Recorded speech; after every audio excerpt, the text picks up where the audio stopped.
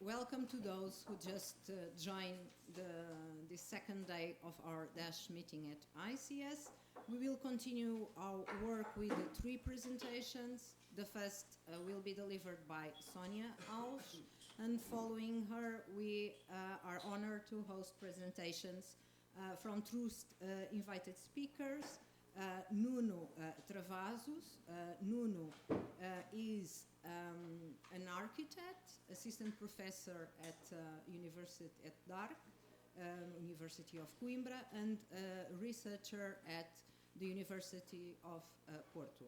His research mainly focuses on contemporary urbanization processes, housing policies, and spatial planning practices.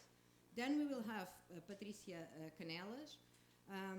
She is course co-director and lecturer for the Masters in Sustainability Urban Development at the University of Oxford. Her research and teaching seek to advance knowledge on the dynamic relationship between the public, private, and civic sectors involved in the governance of value creation or destruction and capture through the built environment. So thank you very much for traveling and being here and spending your time with us. I haven't introduced Sonia because, of course, we all know her very well. And I will give you the floor, please. Okay. Thank you very much. Warm welcome. And once again, thank you for attending the seminar.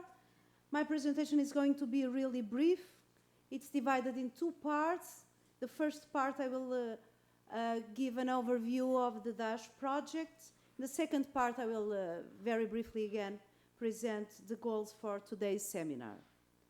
So this is the DASH project consortium. We are 4 countries: Denmark, Germany, Portugal, and Serbia. And we are 3 sectors: academia, municipality, and the private organization, not-for-profit organizations. I definitely invite you to visit our website to get to know all the consortium's members and to subscribe our newsletter, where you will be able to understand more about our work. But if I had to identify the 3 main research objectives, I would say to facilitate knowledge sharing and critical reflection about innovative approaches in housing delivery. I would say that what is special about our project is we are not trying to find the best practice to replicate elsewhere, because we understand the artificially that underlies that idea. We are more interested in understanding the legacy from the past in what is related to policies and practice in each local authority, national government, etc. We are very much interested in understanding the difference in housing systems and models, and to exploit complementary competences and synergies between partners. We believe that a discussion on the transfer of practices demands this work of understanding the difference and requires co-production to generate new ideas about how to promote safe and social housing.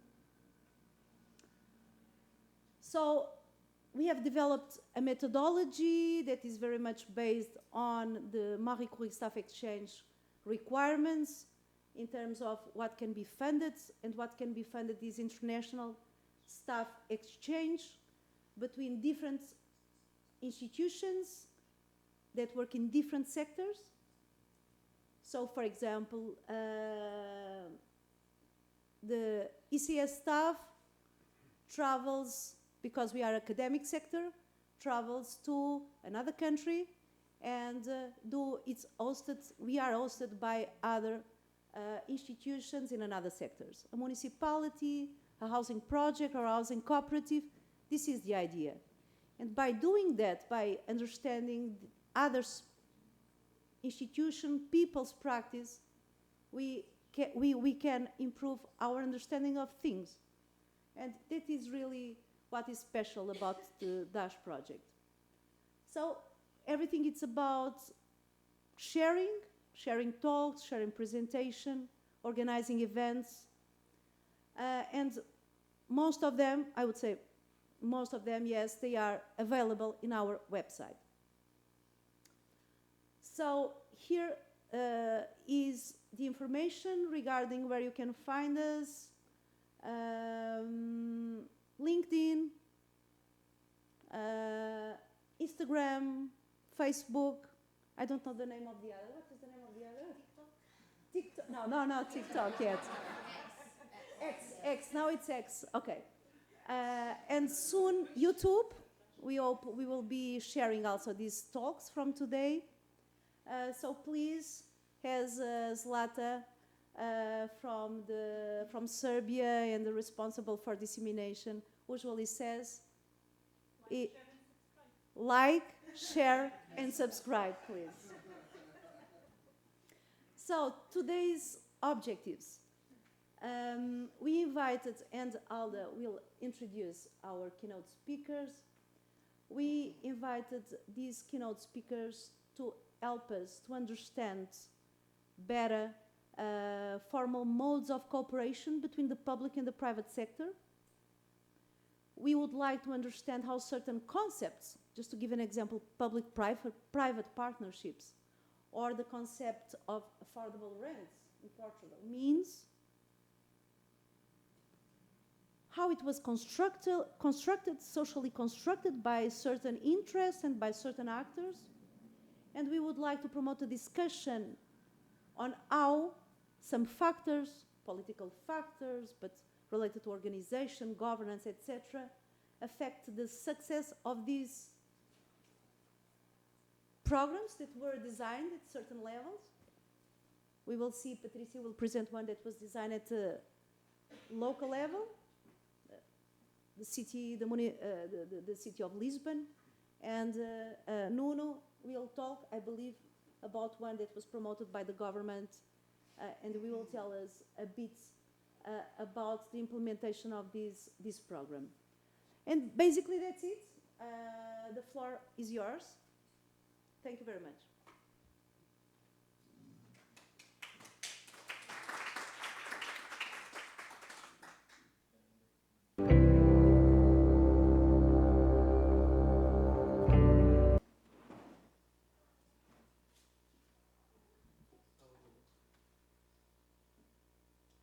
So good morning.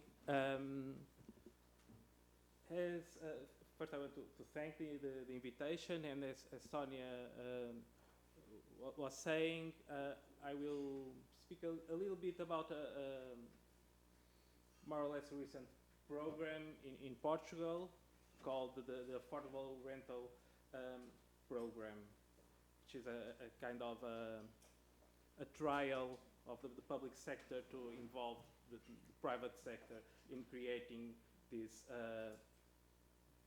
intermediate, this middle range rental market segment. I have here a first part of a historical context, which I'm just passing by to save some time, but the idea was just to point out that in Portugal, housing is mainly in the hands of the private sector. It's not part of our welfare state. Our welfare state was built in a moment when housing was already being taken out of the system. Only 2% of our housing stock is public housing. We have a fairly small and stagnant rental market, and all these years of betting on a system of credit and private sector, also with a subsidized credit system, created an economic development model really dependent on real estate, on banking sector, on foreign debt.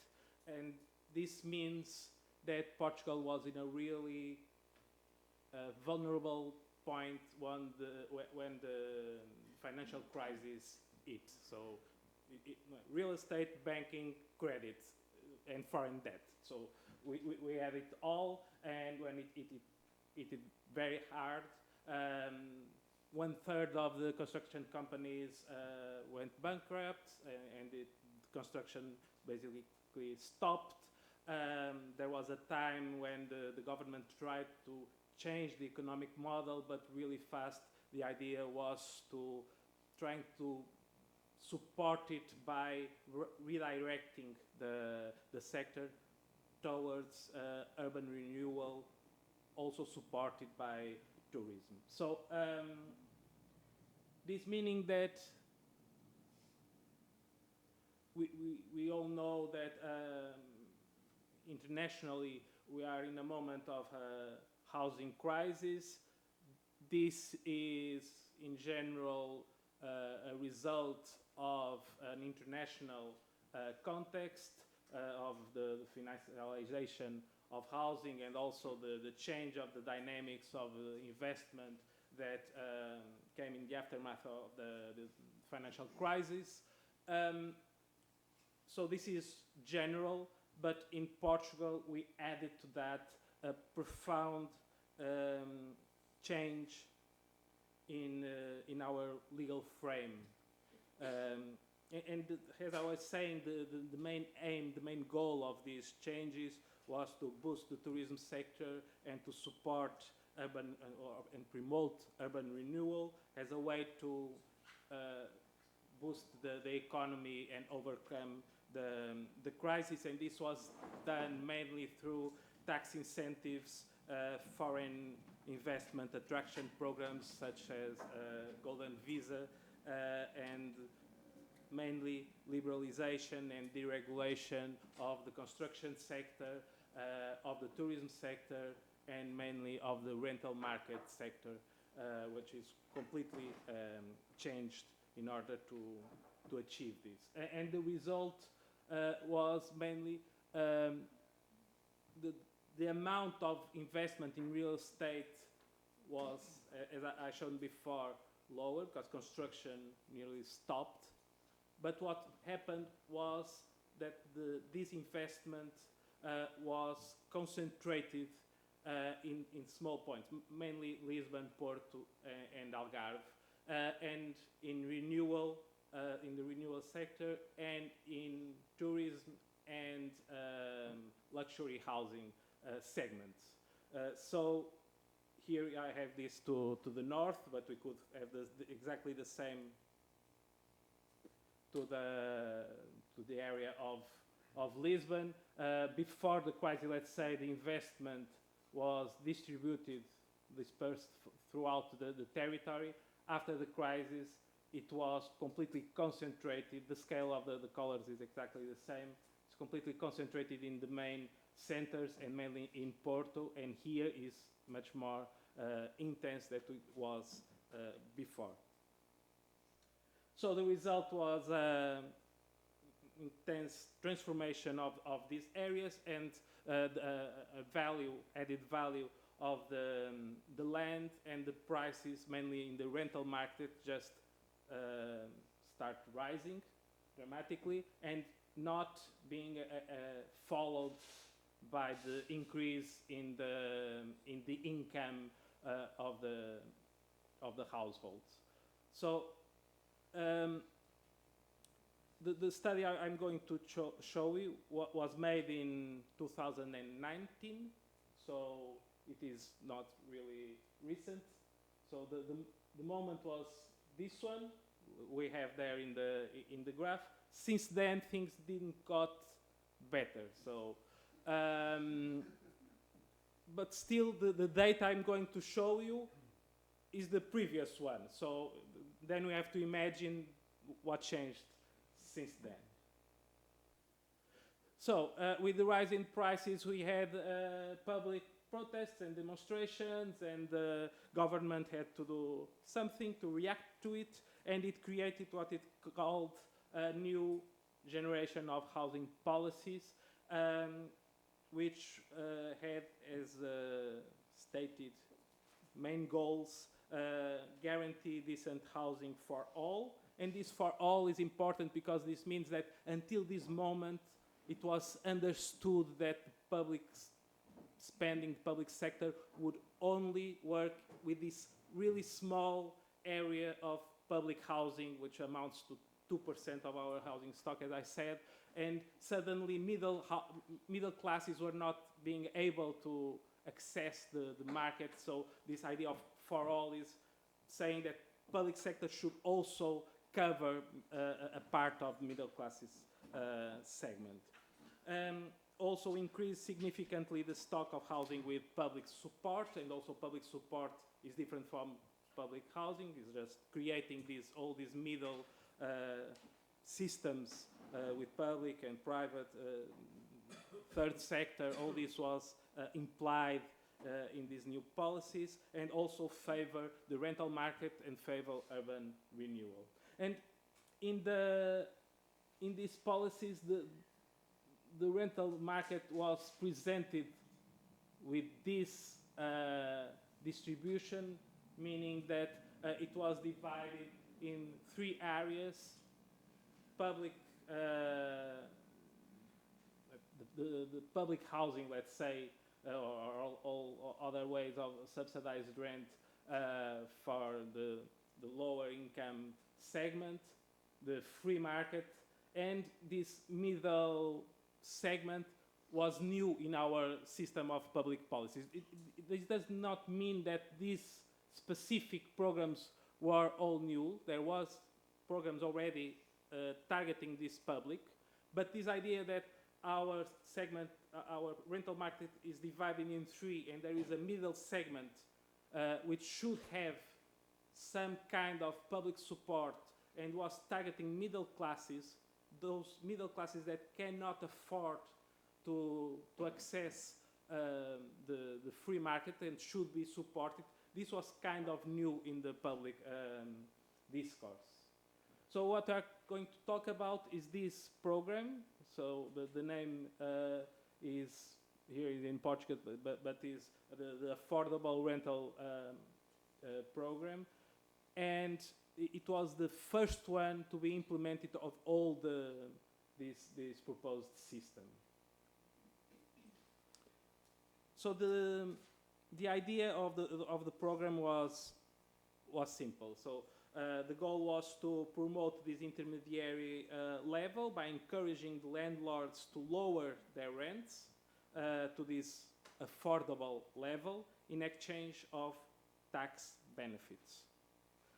And the idea was, if the rent is 20% below the median rent value for a certain area, and if the contract with the tenant is below this limit of 35% of effort rate, this means that the landlord can have exemption of property income taxes. At the time, property income taxes were a flat rate of 28%, so the idea was you do not pay 28%, you lower 20%.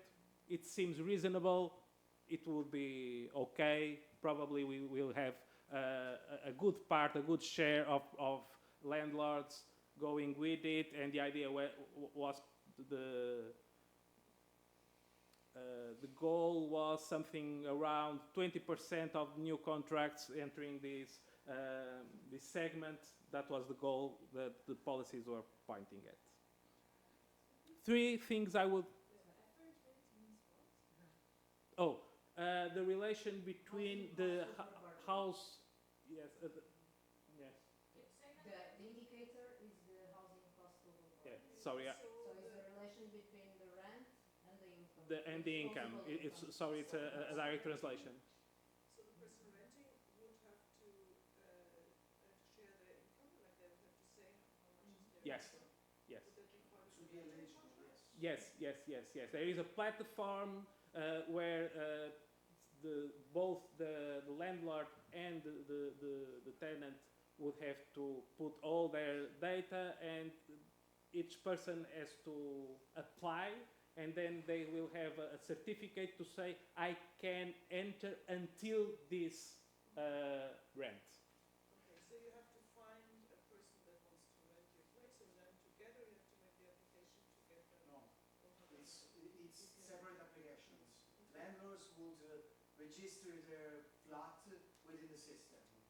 And so a price will be determined for that based on any number of reasons, market rent, etc.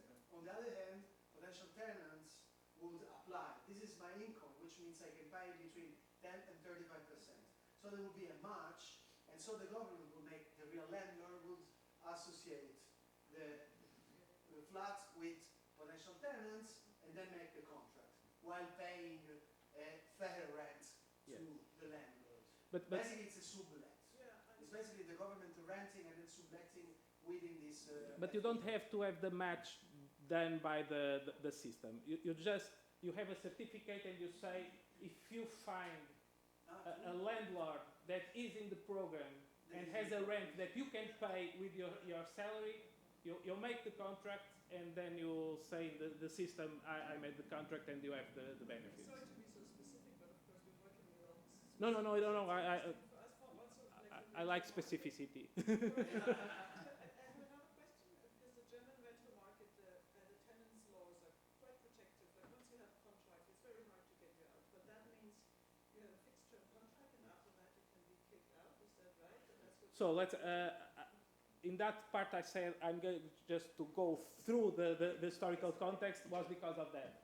We had a fairly regulated system, and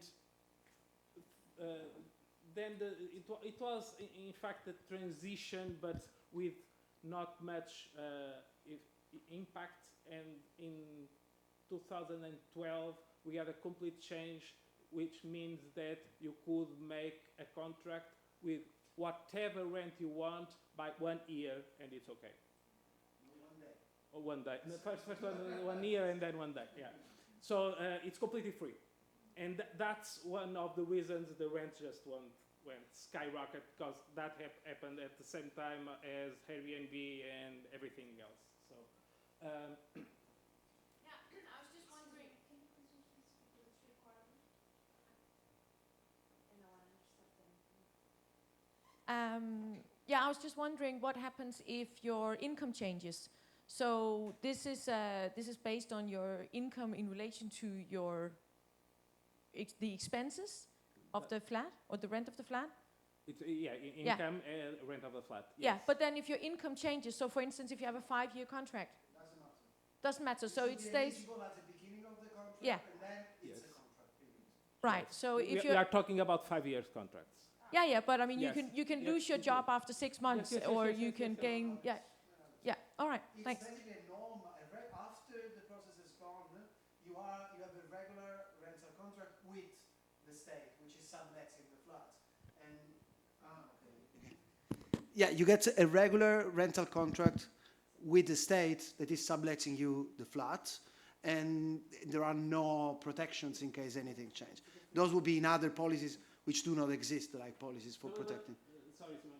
Here you don't have the sublet system. It's just a contract between the two, and the landlord has the exemption of the taxes. Okay, I'm confusing. Yeah, That's anyway. another program. Anyway, there are regular rental contracts with no protection. But that's it. You make a contract. If you really don't have a way to pay, you can stop the contract by yourself. That's the moment you make the contract, you have to meet those criteria, and in principle it's a 5 years contract, and if then you cannot, you just go away, but that's up to you. Okay. So, but there are also other 3 points I would like to make based on these small premises. So first, the affordable rent level is set in relation to the market and not to the income. So it's affordable, but it does not mean that people can afford. So just a name. Second thing is that by setting, that's what you're calling, by setting this limit of the 35%, we are not changing the rents. The rents are set by the 20% lower below the market. By setting the 35% limit, I'm saying that only a certain group that earns enough to meet those, to afford to pay those rents, are able to enter a public subsidized program. And in my view, this means that the government is saying that if I'm paying to that group up there, I have to find solutions to everyone below that limit. And the third thing is that the reference is this medium rent value for each place, which should be updated every 6 months. This means that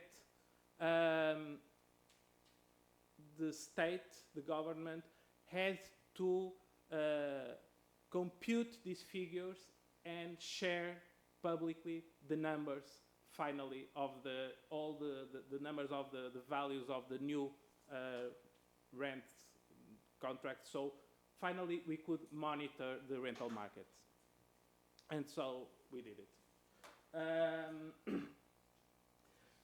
So this program interests us because of the program itself and because it brings the figures finally publicly, and it brings a certain number of criteria that everyone more or less knows, but how to calculate this effort rate, the law says now exactly how to do it, what numbers should you use it.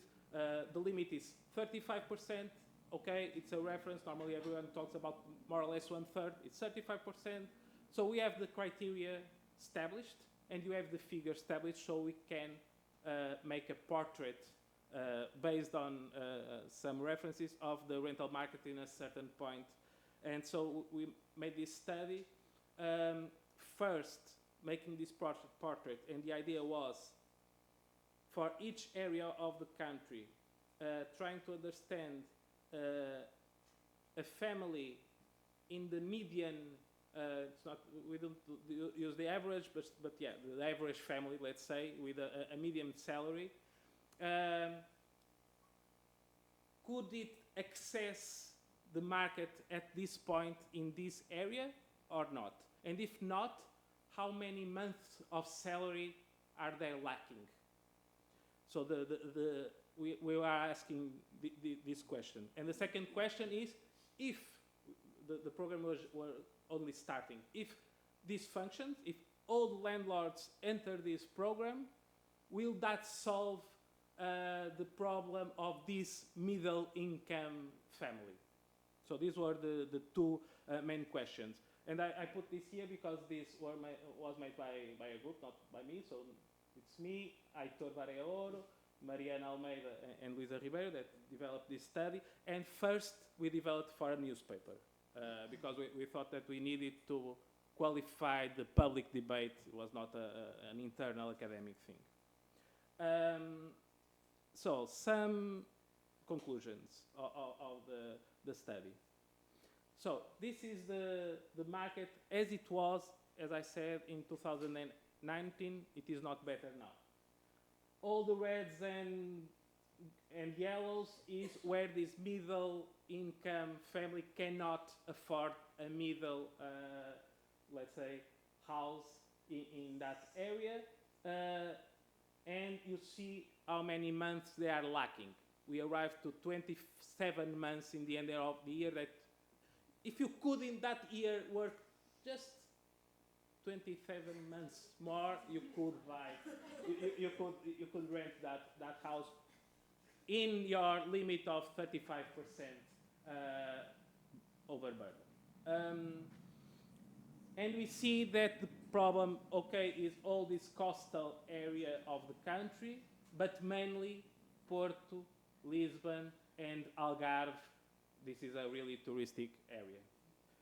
Entering with the program, if we bring all the rents down 20%, let's say, what we see is that we could at the time more or less solve for the middle income family this area still Porto, Lisbon, Algarve would continue in that area, and mainly Porto and Lisbon would continue in a really bad shape. In Lisbon, we still have those black areas at more than 17 months lacking. So it would not solve the problem in the areas that are with the biggest problem. Another thing is trying to understand how the area of inaccessibility was growing. So this data is still with the program, if the program was being enforced and being implemented. We can see that those areas in the mainly Porto and Lisbon, what we see is that the area that is not accessible is growing month to month. So what's happening is people searching for houses in the center are going further and further and further, seeking for an affordable house, and the area is growing, and this means that also commuting times, commuting distances are growing at the same rate, at the same time this area is getting bigger. And finally, a third question was trying to understand what was the target, what was the public target of these policies. So what we have here is for each city one bar, for each bar all the population of that city, of that municipality, distributed by income levels. So for Coimbra, let's say, this is the 10% richer people in Coimbra, this is the 10% people with lower incomes, this is the median income. So people are distributed, and now we can see in the group of the population of each municipality how can they react or access or not to this rental market. So this area here in the bottom end is the group that finds their solution in public housing. It's the public housing there is. This gray group here is the ones who can access private free market. And this red area is the area that of the people that can access or could access free market with the program. So that's the area that the program creates new of people that now can afford and could not afford before. So this means that in cities like Bragança or Castelo Branco, the program is targeting lower middle class, the 30% level of people, etc. But when we arrive, and it's more than 10% of the population, but when we arrive to the Porto and Lisbon, this publicly subsidized program is targeting the 20 or 30% richer group. Another point is this blank area. So that's why what I said when we are saying that we will only support those who can pay over the 30%, the 35% limit. We say, okay, so I'm responsible for all the rest. But there's a group, more than 50%, who cannot access a middle apartment at a middle rent in the place they're living. So there is a program to this group, there is a program to this group, and there is all those people who have no solution provided by the public sector. And so when we finally arrived at this point thinking, so the program was not that good because it was not meeting the needs of the tenants, then we found that the problem in fact was the other way around. It was not meeting the needs or the expectations of the landlords, so it had basically no one applying, it had basically no contract, so After 5 years, we had 1,000 contracts by this system, so it's 0.1% of the rental market, so it basically does not exist. It was just an exercise to trying to understand this program and try to understand, based on those figures, our rental market. So it's that.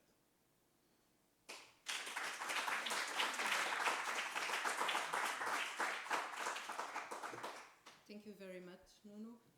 Please, Patricia, if you may.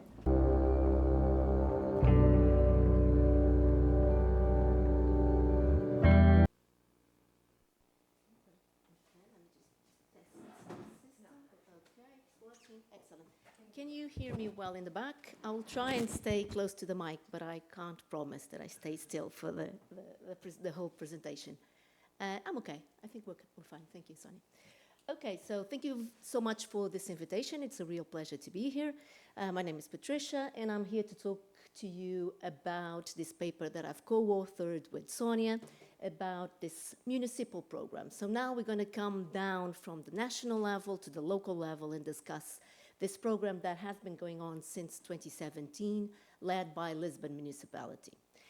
What I want to argue is that the need for institutional capacity to deliver housing.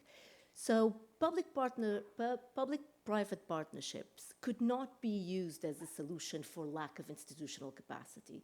So many municipalities around the globe are faced with budget constraints, as we know, no news there, and many are trying to find these bridging the public and the private sector to try and sort of cover that hole they have now left. Now, they can't do it without institutional capacity. Let me expand a bit on what I mean by institutional capacity. So this presentation is not either for or against public-private partnerships for housing. It's not a normative stance. It's like marriages. There's good ones and bad ones. That's where I stand, at least. So yeah, let's leave alone the issue of if PPPs are good or bad. Let's try and understand how they work, why different stakeholders want to mobilize PPPs, and where we are at with this program in Lisbon. Okay, so following from Nuno's presentation, there's no news here in the sense that Lisbon is in real pear shape when it comes to housing affordability. We're making to the top of many rankings globally. There's a real dire situation going on, and it's particularly an intergenerational issue because the lucky ones, some of us in the room that managed to buy property before really the 2012s, that decade, we are sort of okay, sort of struggling with interest rates rises, but we're on the property ladder, as the English like to call it. But the ones who didn't are now real in dire straits because of property prices, both to buy or to rent, particularly, as Nuno stressed, in city centers, the big cities of the country. So there's a real need in this continuum of housing. And here I'm drawing on Christine Whitehead and Monk, 2020, no, sorry, it's an old paper, where 2010 paper, but still, pretty relevant, that discusses the spectrum of housing in a more complex way than just public or just private or public subsidized or social housing. What we're going to focus here today is on this notion of affordable housing, affordable rental, which we know, it's highly contested, depends on how we measure it. What do we mean when we say affordable? In this particular case, the municipality chose to consider affordable based on the income of the families, 20% below the average income. So this time round, for this particular program, which, by the way, has a similar name to the other one, creates a bit of a confusion, but this one is called Programa Renda Acessível, PRA, as we refer to it. So this program has a complicated, sort of elaborated way of calculating affordable rent. But let's park that on a side for a second, and let's explore how this public-private partnership works. If you look at this Brata paper from 2020, what she does is, and I'm going to move here closer to the screen just to point out to the key so that you can then read this, the image. A white square or rectangle means discussions ongoing, and then if you have a bit of the square filled in, is the projects are in procurement stage, and then you go through all the stages until the rectangle is fully filled, which means the PPPs are already working. So what you can see here is a number of different sectors: airports, housing, schools, health, and sports, and a number of different countries where PPPs are being used. So in terms of housing, you can see that in Portugal it's being considered at this stage, you're being considered, here we are, but in the UK they are fully working.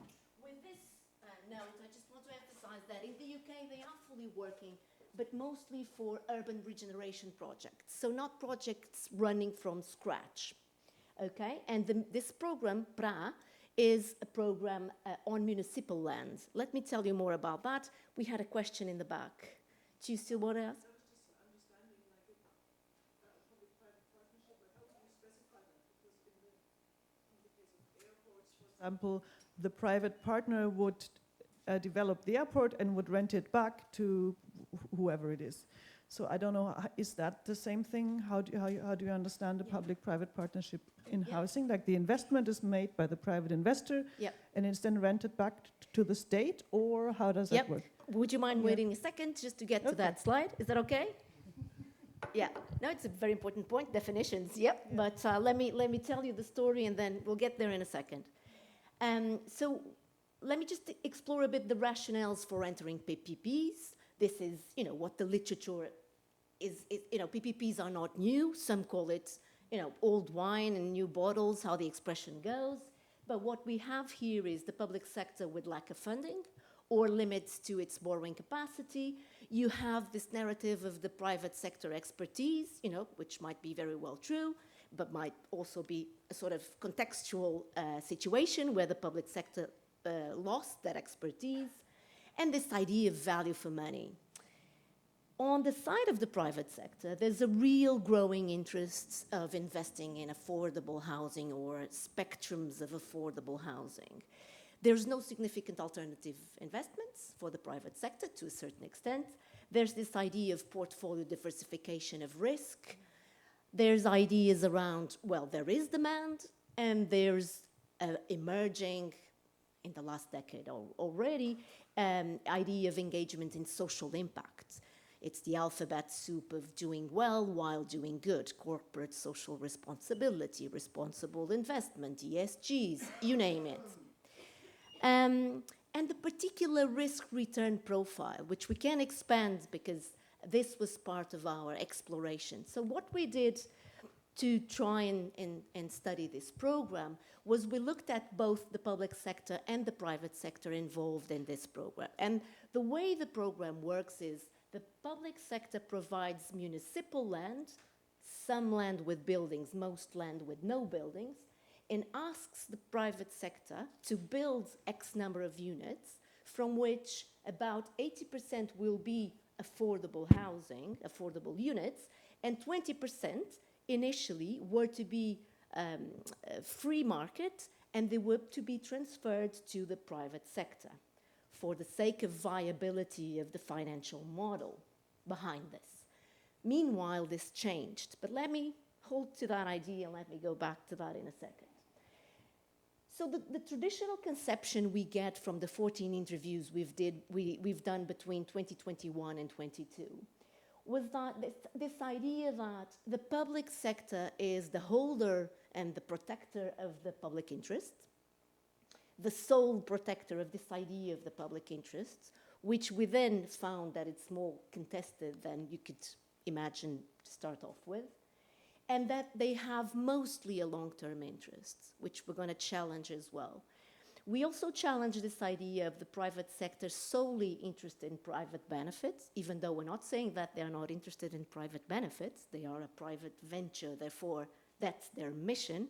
But there's this emergence of CRS, ESGs, which can or cannot be monetized So let's discuss that in a second as well. And we also want to unpack this idea of the private sector as short-term interests. We know today cities are after long-term investors. So there's this sort of imagination that there's a type of investor out there which is the right one for cities, which is the institutional investor that has a really long-term interests and accepts this more beneficial for cities risk profile. Low yields is the lingo of the property industry. So low returns, but safe and stable, that match the liabilities of these investors, long-term investors that have liabilities such as paying pension funds, insurances, etc. So we challenge this idea that we can solve the city's problems through identifying institutional investors by saying this is an ecosystem. We actually need the short-term developer that comes in, develops the buildings, and then leaves. So how do we attract this diversity of players, and how do we square this circle of providing the public good while we provide the private benefit? If you look into the literature in academia, it's actually quite frustrating because in the sense that the negative reputation of the private sector is everywhere. So you don't seem to be able to work with private sector. You know, they are irremediably self-serving, aggressive management strategies, PPPs for affordable housing, damaging for the private sector. This is what you find, and you know, it might very well be true. Even though there's accounts of less irreconcilable perspectives, and some examples on the board highlight legacy landlords, so landlords that have a really long interest in the particular site, they care about their reputation, their family has been involved in this particular geography. So there might be more to it than pure profit seeking. Again, not excluding that profit seeking is part of their interests, except if we're talking about, you know, what's the name? Can't recall now, neither English or Portuguese. Not-for-profit is a good one. There was some other name, but it will come to my mind in a second. Charity, that sort of, yeah. Housing associations, yeah, those sort of players that we know that have other than purely profit-seeking motivations. I can't still, what's the name of when Italy and the artists were financed by? Mecenas, and but thank you, but there's another name that I'm after, but that's what I, you know, but you don't find many of those around, developers that are mecenas of, but there are a few, niche market. Anyway, place stewards, I did a bit of work on this. These are extremely long-term land owners in London, for instance, where they do have a interest in making the place better. They are there for the extreme long-term. Some of them are there for longer than municipalities have been, which is interesting, kind of spins this idea of the municipalities being the responsible for the long term and the developers being there only for the short term. So we're trying to unsettle these ideas and explore a bit more the complexity of this ecosystem. So in a nutshell, GSOP really puts it down as in PPP's dilemma is that they need to cater for both the public interest and the private benefit. That's what they need to do if they are to work. Easier said than done. So now let me tell you a bit more about the program that we explored.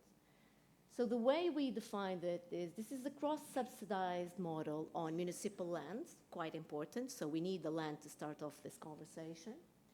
It was launched in 2017 by a left-wing coalition government. Coalition is important as well. Let me explain why in a second. Initially, there were 9 sites identified, which together would be able to provide 5,000 homes. There was a lot of debate about, is this a concession? Is this a public-private partnership? Well, it was a bit of a drama that delayed the whole process quite significantly.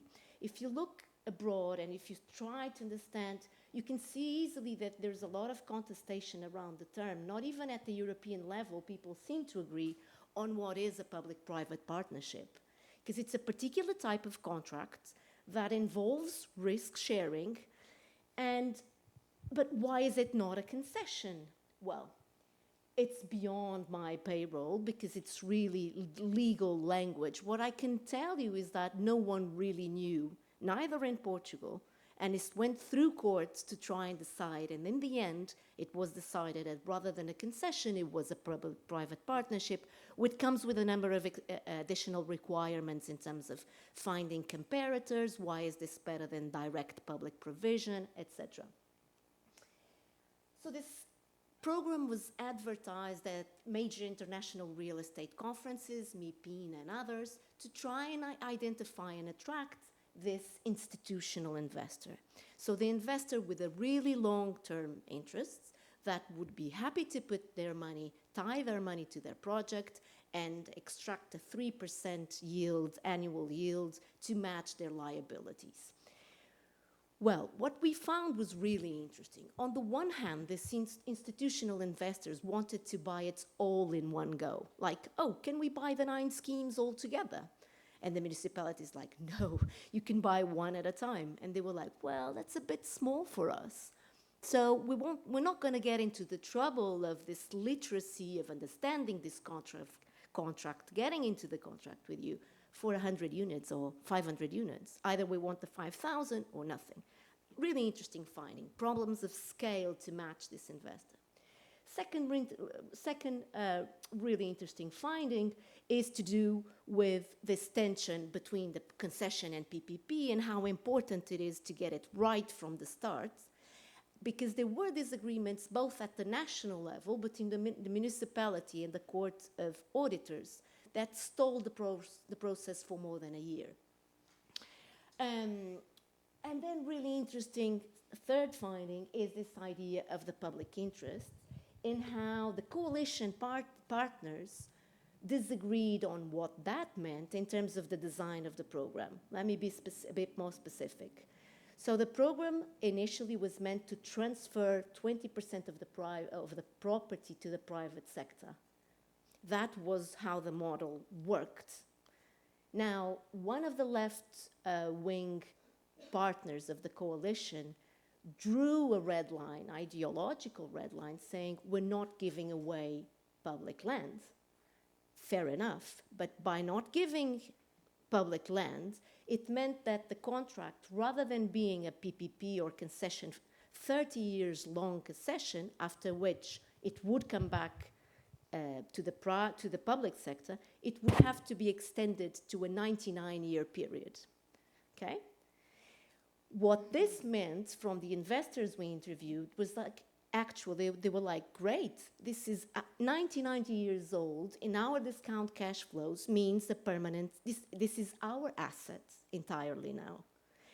So really interesting tension between what is the private, what is the public good, how do we protect it? Do we protect it by drawing a red line and saying nothing goes to the private sector ever, but we extend the contracts to the point that no one at the municipality, because then we ask the municipality, who's going to be here after 99 years to make sure that the property comes back? They were like, well, we hope someone will. So really interesting tension here. And so, you know, conclusions, pragmatic conclusions. There's this idea of institutional capacity, which we need the municipalities to be able to act as principals, as in, okay, they've designed a particular model in a particular way. They need to make sure they talk to the stakeholders beforehand and that they don't want to be challenged at a later stage saying, well, it's not a concession, it's a PPP. And you can't transfer 20%, you need to not transfer anything and extend the link. So we need to talk. The municipalities, the private partners, and the other organizations, such as the courts, need to talk beforehand. Then there's, and align what they mean by public interests, for the reasons I've explained. And then there's also a point on what is the private benefit. But And here, yeah, what we want to emphasize is this idea of the oversimplified views of the institutional investor, because in the end, what happened was that they could only find smaller developers in the Portuguese landscape. And these developers didn't have the money required to start to initiate the construction on site. So they had to go to banks. When they got to the bank didn't know the model, and there was no land for them to give them as a, if everything goes pear-shaped, you take the land, because the land is municipal. And so the banks were quite uneasy with this process entirely. So, where are we at the moment?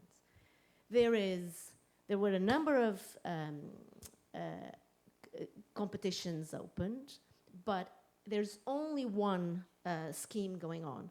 We truly hope that the schemes go further, and complete, because obviously there's a lot of money and resources, municipal land, the hours behind, the staff working on this, the traveling to MIPIN, etc. There's a lot of resources put into this program. So we truly hope that it goes forward and works. But I think there are lessons that other places can learn from the problems we've seen here.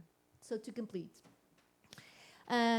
two points, one on the case and one a bit more broad. So despite significant resources allocated to the program, including municipal land and human resources, there is still a weak institutional framework pinning this case and other cases that link the private sector to affordable housing provision. And then finally, in a sort of a more theoretical point, we want to keep challenging this idea of this traditional divide between public and private, long-term, short-term, private interests, public benefit, because really we think it's not particularly useful.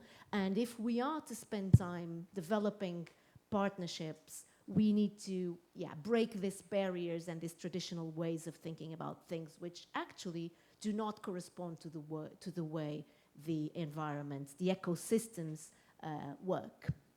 Thank you very much for your time.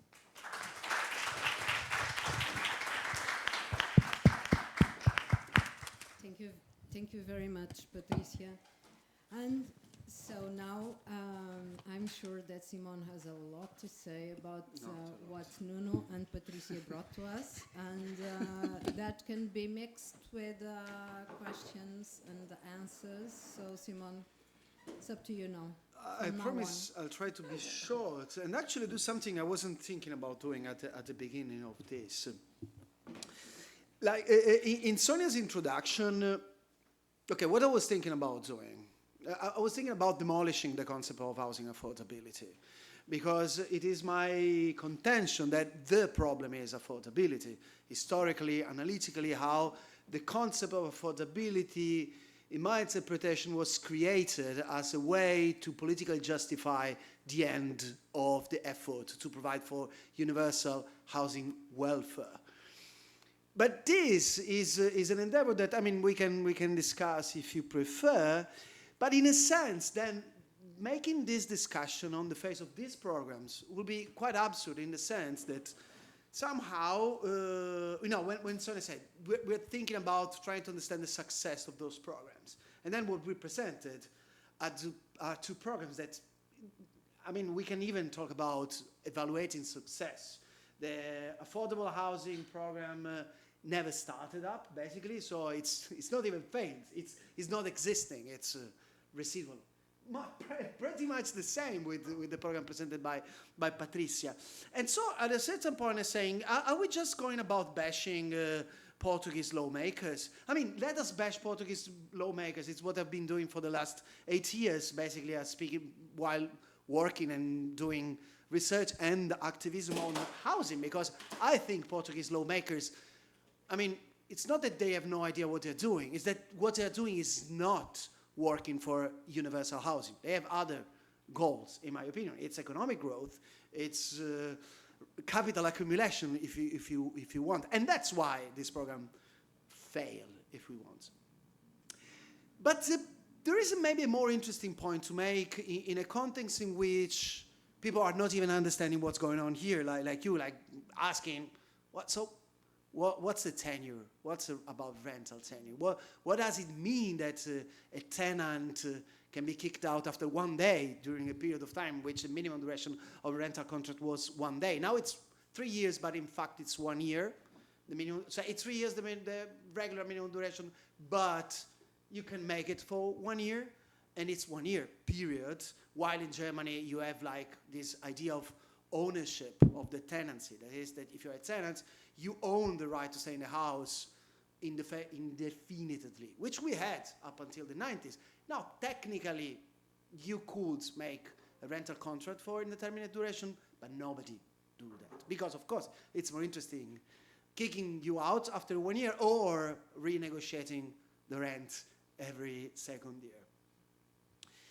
And, I mean, one can even get completely lost from all these details. I did get lost, and I made a mistake when discussing about Nuno's program, but not because I was making anything up, because I was thinking he was presenting another program which exists, which is almost the same, but which works with this matching on the program rather than on the market. And the point is, if you list, you listed the reforms, but if you list the number of programs that have been created since Portugal started to work on housing again in 2017, you get lost. It's a dozens of different programs, and here we are, things are even worse than they were in 2019 nonetheless.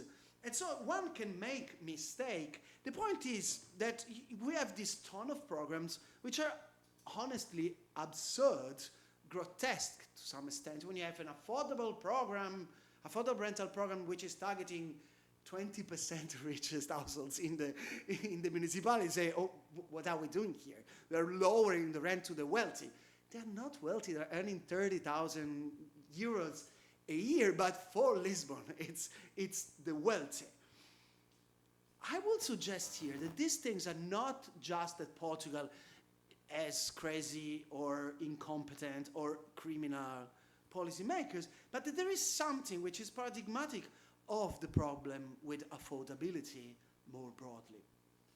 Nuno was saying this new generation of housing policies was aiming fundamentally at expanding the intervention for all, right? And this is in the text. There was this vacuum between people in the market and people receiving social housing, 2%, 3%, depending on how you calculate, and nothing else. It's not true because, in fact, as Nuno showed, most of the investment in housing that has been made in this country was to subsidize ownership. So you could say middle class have been subsidized. In fact, banks have been subsidized because those programs were mostly captured by increase in prices. Nonetheless, there were, at least on a superficial level, programs for the middle class, and it's most of the investment. Nonetheless, in 2016, 2017, the socialist government will say, we need to target the middle classes.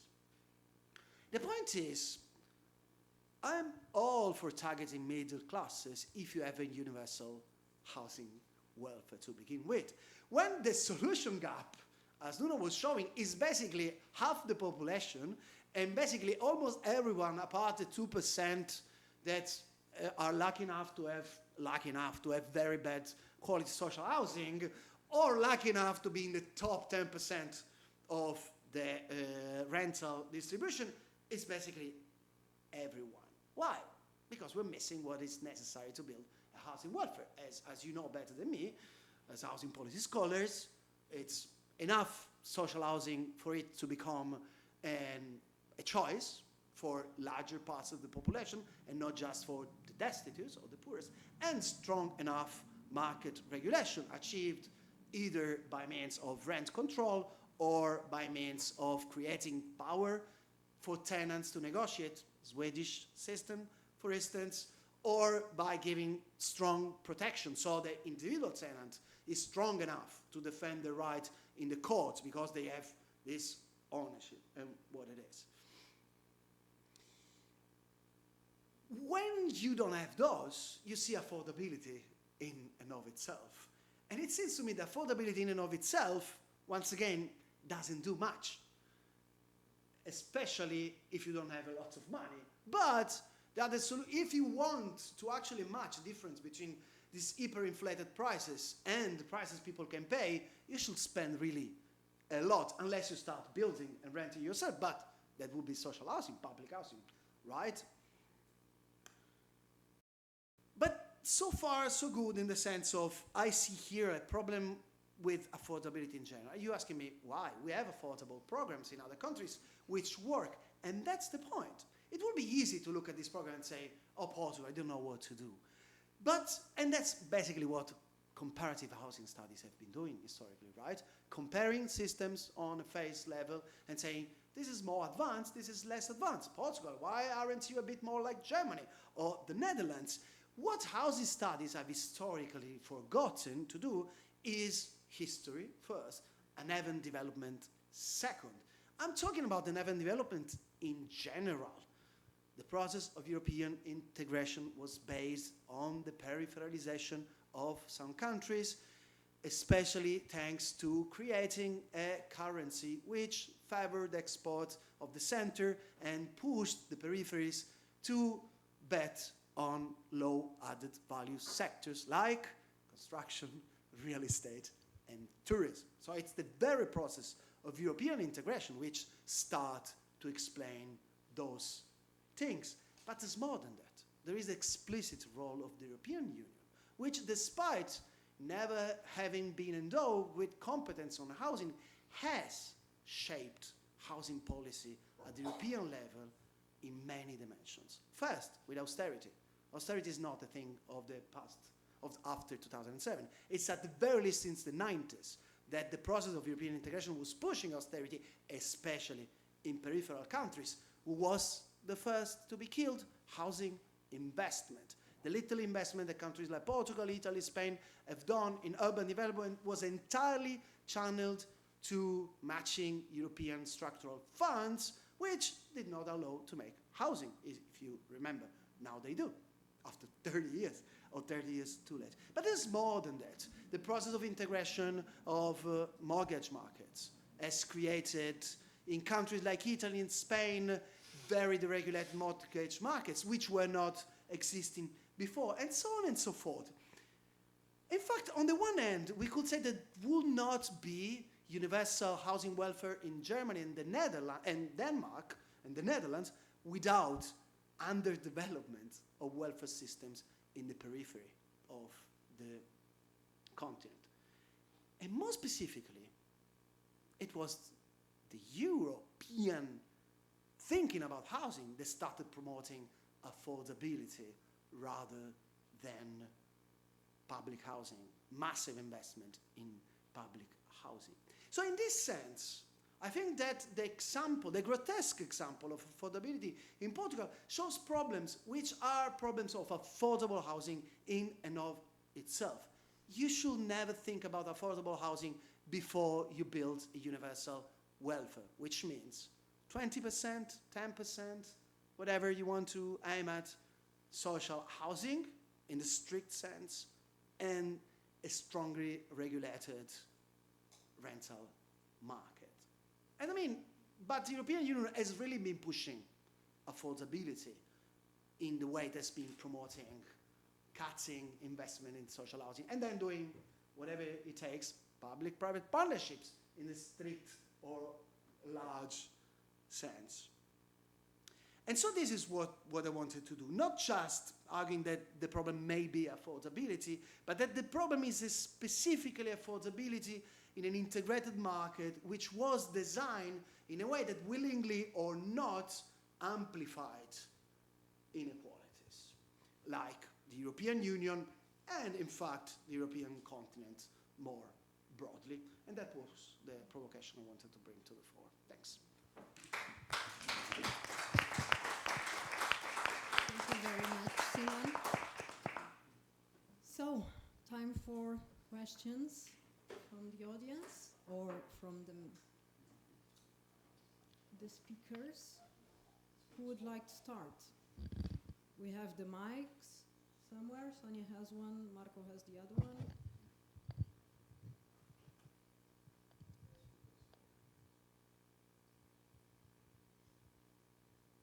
I perhaps could break the ice already. Else, if you may. Thank you. It was really, really interesting to listen to this, and I'm still gathering my thoughts. But so perhaps just the first question on Nunu's presentation. So at the very end you said it didn't work, but I didn't really understand why that was. And so like if you could give us some details. And then a very specific question on the 20% below median rent. At what scale is that calculated? Okay. So starting by the last one. So that there is a basic figure which is a number which is the median value of the rent of the last 12 months per square meter of each area. Each area is a problematic thing. This means that it enters a statistical, technical decision, meaning that you have to have enough contracts to make it statistically valid. So in Lisbon and Porto metropolitan areas, this is at the scale of the parish, so it makes some sense. It's really more or less the value of the rents on that area. Even if we talk to people of the area, they say median does not work in this sector because we don't have anything in the middle. We have two peaks, but that's another thing. The problem is when you have less contracts, they say I cannot make a statistic valid analysis at the scale of the parish, so I make it at the scale of the municipality. This means that you can have a municipality in the center of the municipality. For instance, you have I don't know, €7 per square meter of median rent, and in the far rural area inside the same municipality, probably there the normal rent would be 3, but if you make 4 in that area, you are gaining the subsidies, and on the other side, if you are in the middle of the center of the main city of the municipality, the gap is too big. So it's because it's not 20% below the prices of that area is 20% below the prices of the average of the municipality is too low for that area. And that's one of the problems of the program in itself, is this kind of technicalities. But to specify how you have the price, let's say, you have this value, it's a basic value, the median of the square meter, and then you have a fairly complex algorithm. It's not complex, it's just a lot of things. It is an apartment or a house, it has external exterior spaces or not, it has, yes, of course, number of rooms, the area, it has furniture or it has not furniture, it has kitchen or it has not kitchen. So it has an algorithm, and all those things count, and you put the value of the median rent for that area in that algorithm, and you put all the characteristics of your specific apartment, and that gives you a price. And it's that price you have to meet as a landowner, and then so you have to put your rent there to apply to the program. Why are people not applying? I was going to say no one studied it, but yes, they studied it because the government asked a company to study, but the study is not out, it's not public, so no one really knows. From the comments, what we have heard about, I've not conducted a specific study on it. So there are several small things. The insurance system connected with the program is strange because first it was mandatory to have an insurance, but you could not get it. Then the government managed to have one or two companies that made the insurance, but the money they would pay if something went wrong was just to rents. Then all the bureaucracy, those things we were talking about, you have to have all the values, you have to meet someone, you have to put things on the platform, is very complex, but those things of the numbers, it works in some places, it does not work on others.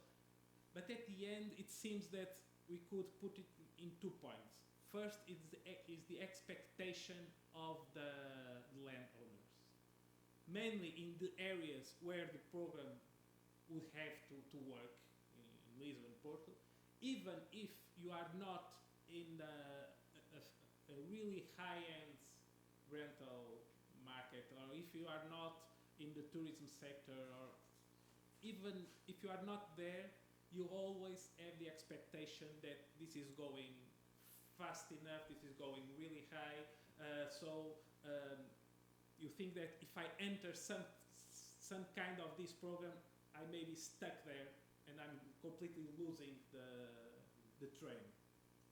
Even if I'm not, I know landlords that have their apartments below that limit and they do not apply. They say, I won't put there my apartment. Why? I don't trust it. And even if they go and I say, but there's no problem, you can, it's a public thing, I put my apartment, it's important to say that Portugal had the rents freezed for too long, completely freezed. So there is always this panic. I put my thing in a public system and I do not know what's happening next. And in fact, for instance, that it happened immediately after it happened a thing that it's a bit, it seems everything is all right, but if you think it was that immediately after this program started to run, 2 years later or something like that, the rents went really high, and the government said maximum 2% rise this year to all rents. And you said, to all rents? Why to all rents? The ones who are really low and the ones who are really high, everyone's. So, and the landlord that this year decided to bring them 20% lower to meet the tax benefits, etc. And then you say, now you cannot rise them at the inflation rate as you are expected to. So all these small things basically make a big mistrust, and this idea, and also what Simone was saying, that is not how the program works, but many people start thinking that it would be the government that would decide who was going to live in your apartment. So there is a big mistrust of landlords relating the public sector, and they will not just enter a program even if it is apparently good for them. So basically mistrust, the expectation of a really fast growth of the price, and small technicalities. Can I add a point to that? The more like political economic lens. I mean, this discourse about Portuguese landlords not trusting the government and the state, I think that's a good rhetorical argument for not admitting. It's about liquidity. And that's, in many cases, the reason why people, here we have this thing that you can basically, now it's harder, but for a long time it was easy to move from rental to touristic facility, short-term rental, without doing anything. Now they've frozen the new, but this idea that basically renting means having your asset frozen for some time. In the short and medium term, you can sell it whenever you want. So it's not just that you earn more and you can follow up on the increase of rent, but also that you can sell it at any point in time. That's important. When you liberate yourself from the ownership of the tenant, you have liquid asset and not just fixed asset.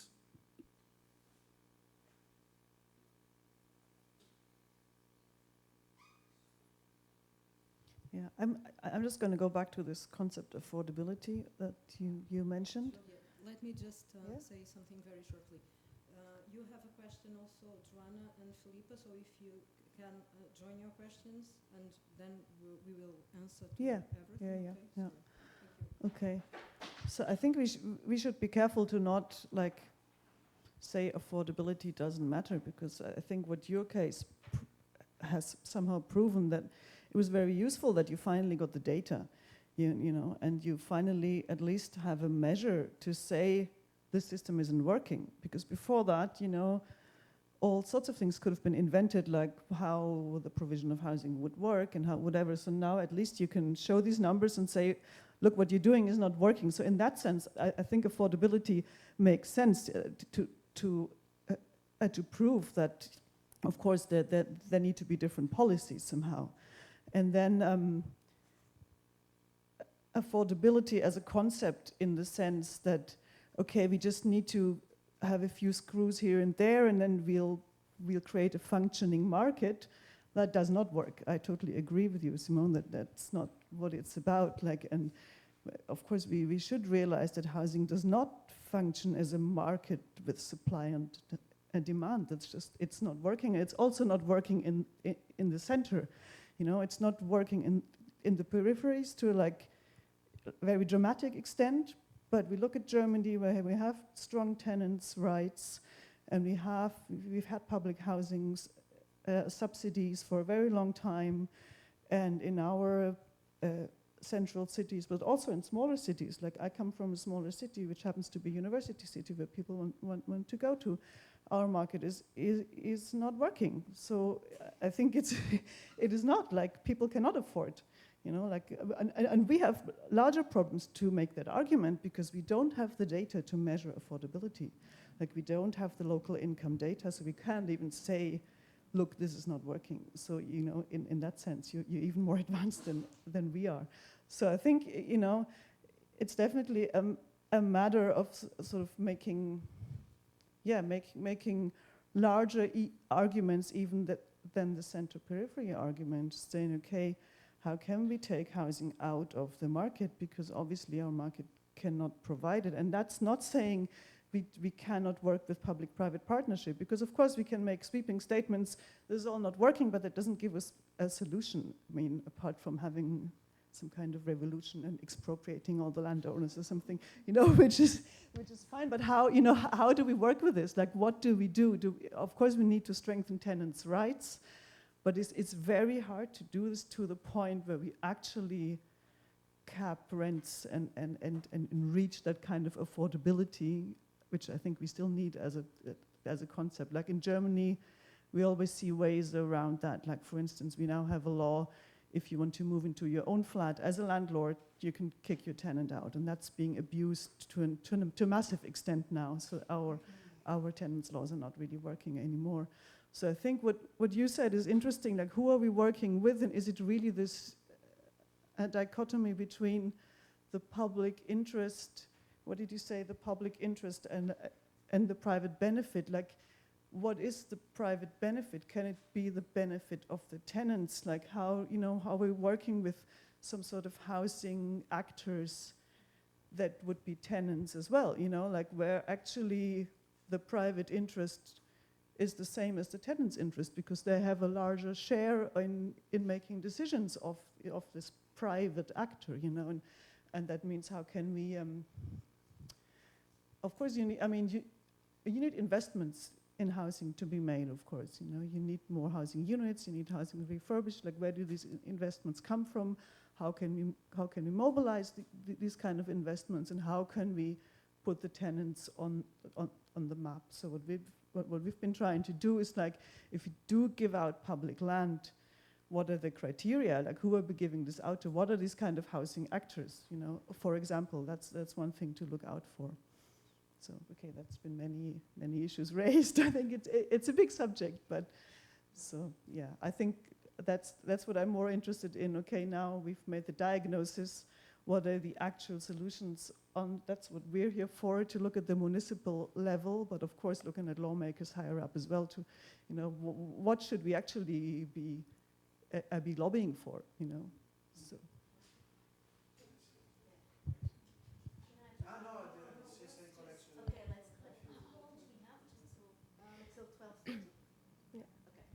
So it's not a question, it's more of a comment. So regarding what Nunu was saying about why maybe the landlords are not using this, we also, in our cooperative, we provide the normal architecture service, and we have this agenda, of course, for housing that is very strong. And we, every time a new client comes in that wants to do touristic apartments, we present them the alternative for affordable housing, for example, and all the benefits. And in 30 seconds, they all say, but we are a business, so this tax benefit does not apply, because so it only applies if the landlord is actually an individual person. If it's a collective person, he can deduct all the expenses, and then tax is calculated in a different way. So yeah, he will never benefit from that. So this already excludes a big portion of landlords. And to add to that, that's what I was saying, there is lots of, for instance, overlapping of benefits. For instance, Porto and Lisbon are urban regenerating areas where the tax is a flat rate of 5%. So it just does not.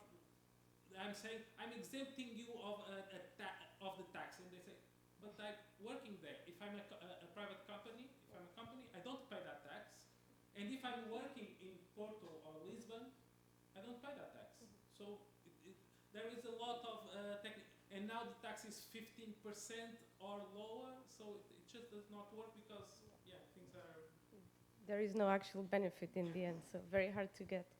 And regarding what Patricia said, we as a cooperative are also trying to do this kind of arrangement and have access to municipal land, also to promote housing solutions that can fit in both affordable rent or controlled cost construction. And we've been discussing this with many other countries, because this is a model that already is implemented in Tübingen. Many countries have this, and actually what makes it possible is always the access to the credit. And some countries have it sorted. In Germany, for example, was the normal bank, but somehow they understood the system. In Catalonia was they call it national bank, but it's actually from Catalonia region only, but it's a public bank. And we here in Portugal, we should have Banco do Fomento, but Banco do Fomento, they don't meet with people, real people. They only contact the normal banks for them to then propose some credit products. But then we go to the same place. Even if there are subsidized credits that come directly from the European institutions and banks that are specifically made for this kind of housing solutions, if the banking system does not understand them, they will always ask for the same kind of guarantees that they ask for normal market. And this is what is happening in Portugal for the moment. And I can tell you that we try to organize ourselves in a network. Even though it's still informal, we got our meeting proposed directly by the Housing Ministry to Banco do Fomento, and they canceled 30 minutes before the meeting. So we've been 2 months trying to have this meeting, and so this is very, very important actor that needs to understand what we are talking about, and they have no idea. Yeah. May you pass your mic to Joana, please, Filipe? Thank you. One comment. Just told me that we can go a little bit further after 12:30. We don't need to rush. Yeah, one thing Philip already said, and the other was more like a curiosity because I think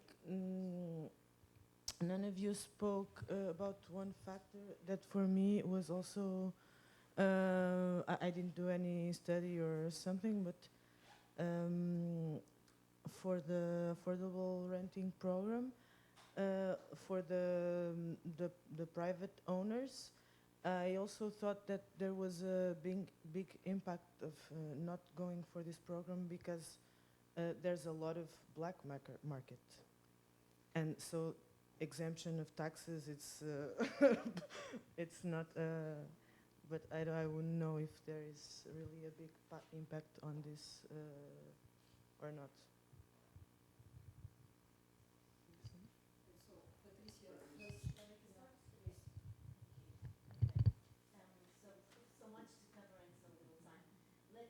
And be very specific about, a few things that I feel I know. So the first one is this idea of the diversity of players and stakeholders and a common understanding. The moment, if you think of this as a value chain, the moment particular players don't know the rules of the game, or the game has changed and the rules are not apparent, the whole system collapses. And it can collapse at banks, as Flipper, isn't it? Flipper was saying, because banks don't understand the model. So that was one issue that we've identified here. So I think there's a lot of tweaks that can be made to these policies to make them work. We need to work with something. We know that, it's not a Portuguese-specific or European-specific problem. This is a global problem with different shapes, but it's a global problem, both global north and global south, let alone global south, which is, well, in itself a completely different ballgame. But it is a global problem. America, Canada, Netherlands, we've heard about all these different geographies. So we could talk about financialization, and we have found ways to explain part of why this isn't working. But let me try and focus on what I think could help different policies around the globe to work. And one is continuity. I think if we keep changing the policies and the rules of the game, there's no time for the stakeholders to get literacy. Because, I have an anecdotal story on the policy you spoke about. It takes time to understand how it works and to go through the process. And, this family member of mine that went through, he's not a speculator investor. He really just wants that property to be rented on the long term with some. So it would be a perfect match for this particular person I have in mind, anecdotal evidence, as I'm, highlighting. The problem was with the insurance to start off with. Eventually, they've overcome all the burdens, and they are now one of the 1,000 people in the country that managed. So perhaps if there's continuity, there's hope, now that the insurance companies know the drill, have gone through the process. Now, there is a significant sort of illegal market of rental. I don't know if we know a figure in Portugal. It is significant. But I think these are slightly different problems in the sense of really mobilizing different types of stakeholders and not calling, because there's the name private in there, say that it's bad. Because we always need the private sector, even and a very strong public sector. Don't get me wrong. I hope that point came across clearly. It's not because there's alternative models or parallel models. We need an even stronger public sector that knows the language of financial viability. Is it a PPP? Is it a concession? Why not? We need very strong public sector to be able to deliver through this ever more complicated mechanisms. And I will leave it there. I hope I've addressed some of the points. Thank you, Patricia. Yeah. Simon, would you like to add something? Definitely. Well, Maybe you can start and then Nuno can finish to change the order. I mean, of course, my argument on affordability was very brief, and so I couldn't go in that. But one of the issues you basically raised implicitly is affordability an analytical or a normative concept? Nobody knows. And that's one of the problems. As an analytical problem, as a measure, it's absolutely problematic, it doesn't work. And we all know, the classical burden rate, the effort rate says something about some specific parts of the population, what once upon a time was called middle classes, but nothing about, those at the bottom and the top of the income distribution. And anyway, even when we have data to showing, look, the affordable rental program is not working, like they did greatly in a reportage which was a blast, nothing happened. But okay, that's the analytical side. In normative terms, that's where I think the problem with affordability is that fundamentally normative concept, which is somehow purported as an analytical one. And my understanding of the normative dimension is precisely a cover-up for the end of the age of universal welfare. But at any rate, I'm not saying don't use affordability. I think affordability works for a specific, at the bottom of the entrance to the market. And so, but when do you start prioritizing that? When you finish resolving issues with poverty to begin with, for instance. So let us start building public housing and then put money into affordability. In the meanwhile, I think we can do things for affordability, but which is changing the framework, the fiscal framework, done better than that, but also the financial framework. How do we shift to housing investment from speculative financial instruments to non-speculative, which did exist? German Bausparkasse, which are a very good way to fund affordable housing, not for the poor, but for the lower to middle classes. The Italian GESCA, it was a revolving fund created by the contribution by employer, or revolving funds of several. There are ways, but those are ways which work in specific dimensions. I mean, when I'm saying these things, it's pretty much based on a very pragmatical attempt with an European Bauhaus. I was contracted as an expert to write down the affordability dimension of the evaluation of programs of the next generation of the European Bauhaus. And it was very hard, not to say impossible, to write down a way for project makers to understand whether the project was affordable, considering that in Denmark it's very easy to do affordable housing. In Portugal it's almost impossible doing the same thing. And so, as I was insisting with my boss, Thomas Malutas, Thomas, we need to change national policies. It's not our job. Yes, okay, so we're not doing affordability. Of course, we found ways to create evaluation which are context sensitive, but still we perfectly know that the problem of affordability is never at the project level, it's always at the policy level.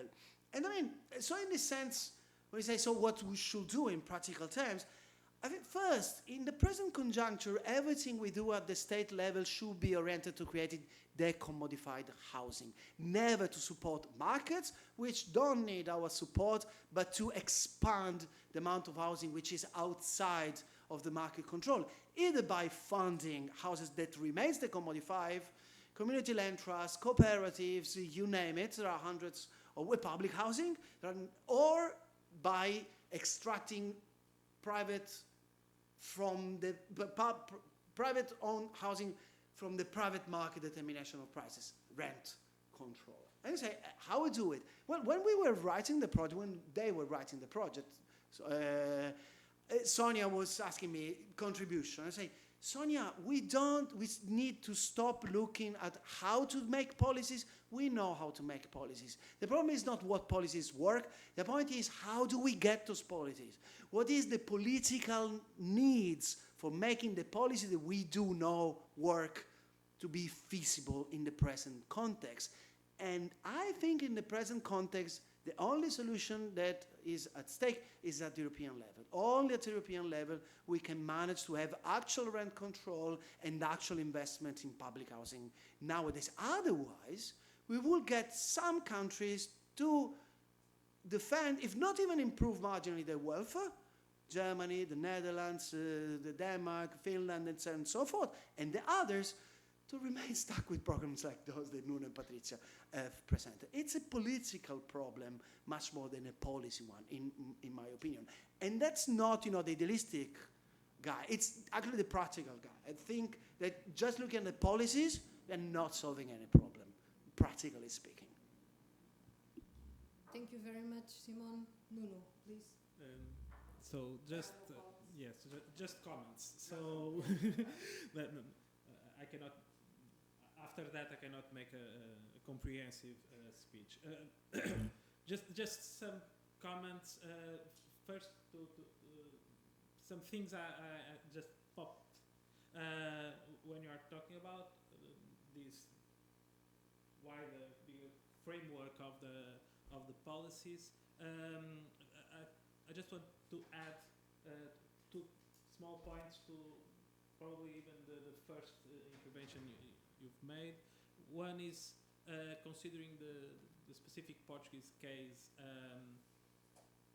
It's important to remember, as I was talking about, that in the policies and our tradition and the mindset of both the population, the politician landscape, let's say, for too many years the idea was public spending on housing would be specifically social housing for that tiny area, and then supporting the market that's up almost to 80%. And and it's important to acknowledge that for too many years in Portugal, mainly after '86, these policies that in a whole amounted to less than 1% of our GDP, and 80% of that was to boost the private market, was not seen, or was not directed by housing needs. This is not a way to read it. This is what's in the law. It is, these programs were created as a macroeconomic system to support the economic system. The idea was really simple. We are entering the European Union, the EEC at the time. Wages, the salaries are expected to go high, and we are losing our borders. So we have to keep the money of the households here. We cannot start importing goods. What's the only good that does not move? Houses. So we had policies for people buying their first house, for people buying their second house. We had a program of savings that people could save only for houses, that arrived to the point where there was a monthly competition with a person in the TV that would take out a number and say, oh, the saving account number 3, 4, 5, 6, 7, this just gains a double of the amount. The interests of the account for the housing were higher than the interests of the credit. So you just kept having a credit and having a savings. It was better than paying your credit. And so we arrived at the point in which we are one of the countries in the world with more houses per family and things like that. So just saying, this is not a way of looking at things. For too many years, housing was, at least in Portugal, and not only, of course, policy of the economy sector, not of the housing sector. And this changes things. Another thing is policies answer to the expectations of the population. We have 75% of homeowners. No government will push a policy that has as a result pushing the prices down. That's taking money out of the pockets of the majority of the people. So we can talk about rent control, market control until a certain point, but the government will never make a policy that will destroy the value of the land. That's if it was the other way around, if the majority of the people were tenants, probably they could, they cannot. What happened here is that all these policies were being enforced since 2017, namely when the foreign, the special rapporteur of the national UNO and stuff like that came here and started making reports of the problems. Yes, they created these policies, but they are not central at the government. They became central when the interest rates started rising, because that's impacting the people who are buying houses and are buying through credit. That's the point where the policy really changed. While we were talking about rental markets, well, some policies were made, but without really changing the things. So what I'm saying is there are some basic things that make it difficult, exactly what Simon was saying. So discussing the rental market, of course, is a problem, but it's a problem that, at least in Portugal, is a problem of a small minority and will always be seen as that. And housing sector has lots of other, it plays in other sectors and in other problems, and those expectations and systems are, I would say, I was going to say more powerful, but it's not only that. They are more, they impact more in the economic system and in all the system than the tenants, for instance. So they are more powerful, not only because of their importance of lobbying capacity. They are really more powerful. Another thing is, and it's interesting, Thatcher would say that popular capitalism is property, savings, and stocks. These programs were almost the description of popular capitalism in those times. So, addressing the thing of what to do. I think there are no answers here, no simple answers, but I think some things are, for me at least, more or less clear. One thing is you have to regulate differently things that are different. We cannot speak of a housing market as if the product was the building. We have lots of things happening in relation with that land and that construction over the land. But of course we cannot regulate in the same way that if that is being used for long-term housing or just as an asset or a financial asset or a high-end tourism. There are different products, so they have to have different regulations. It's now, how do you put one over the other, and how do you do this? It's not easy to find the equilibrium, but you cannot start the conversation as if these different things were the same. And what happens here is when now, for instance, the government is saying, let's push the taxes higher for tourism and lower for long-term rental market. The landowners are starting to react, but we have to remember that first they did the other way around. There was a moment when the tax for tourism, short-term, how do you say? Short-term rentals, in terms of 5%, and long-term housing rental was 28%, and everyone finds this to be normal. Because again, you are eating different sectors. When you said 5% for short-term rental, you were creating a policy of incentives to boost the economy. And you have, and the housing, if you ask, and the Secretary of Housing was saying what? It didn't exist. It was invented in 2017. We didn't have the sector in the government. And that relates with what Filippo was saying. These incentives and these systems many times do not work because the government is used to work with incentives, so they are always giving away the same slice of the pie. So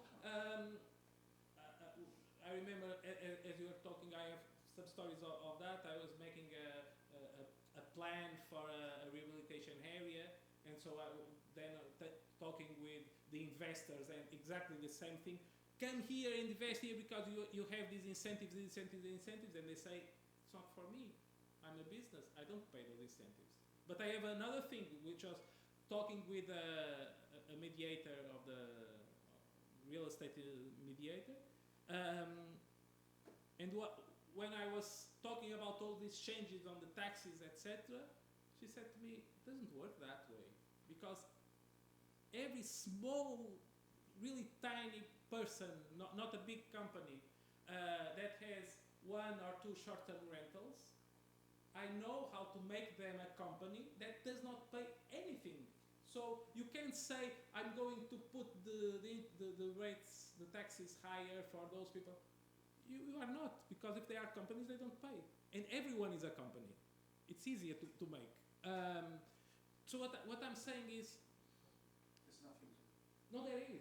One thing is, these systems of benefits, etc., they are complex, and many times who is designing the laws is working in sectoral systems, and they are creating a system of benefits that is overlapping with the system of benefit that was created in the office on the other side of the building, with other mindset, with other goals, and things have to be seen in the complexity and put together. Now, in mais habitação, in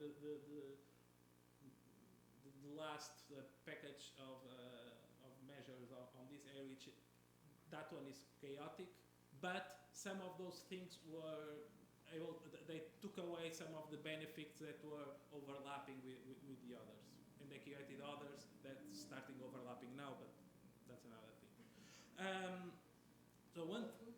So one thing is to control this complexity. Another thing is to regulate differently what's different.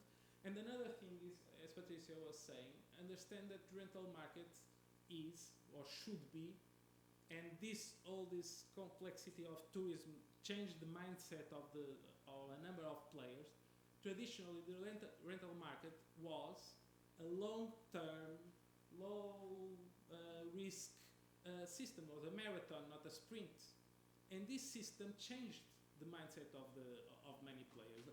Some days ago, I was saying like the comments of the newspaper, and there was a landowner criticizing the measures because they were saying that in this way, the rents he was receiving would not pay, and he was very angry with that, the credit he made to buy the building. Of course, it was not supposed. If you make your tenant pay your credit, it was not supposed to work that way. If that was the case, you could buy it.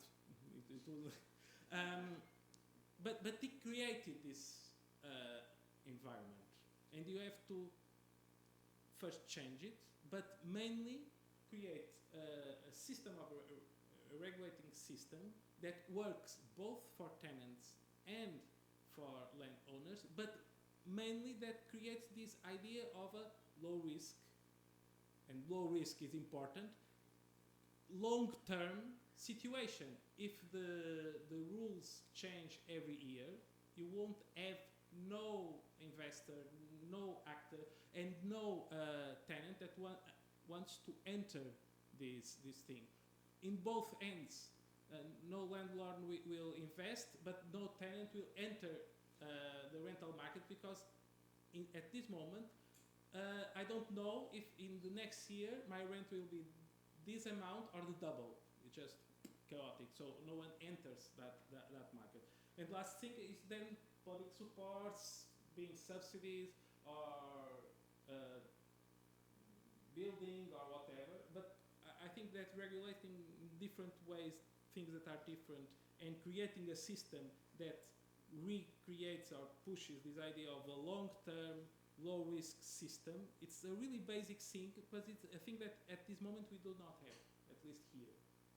It's completely the other way around. The rental market at this moment is the riskiest, no, for the tenant. Yeah, it's completely, yeah.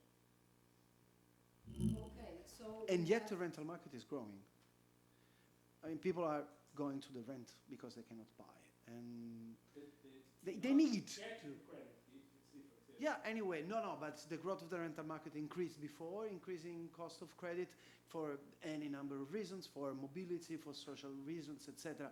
So, I mean, my thing will be just do not be so realistic that we fall into cynicism. I mean, especially in a moment in which those people owning one property, that when the value doubles has no impact whatsoever on their life, because on the paper they have a double value, but in fact it's their house where they live, so what they're going to do with their wealth, and not being able to help their children to get a house, whether in the rental or on the property market. So I don't think that framework, 75% are honest, so we cannot do. Most of the owners just own one property and they cannot help their children in entering there. So I think there is absolutely space for a completely different political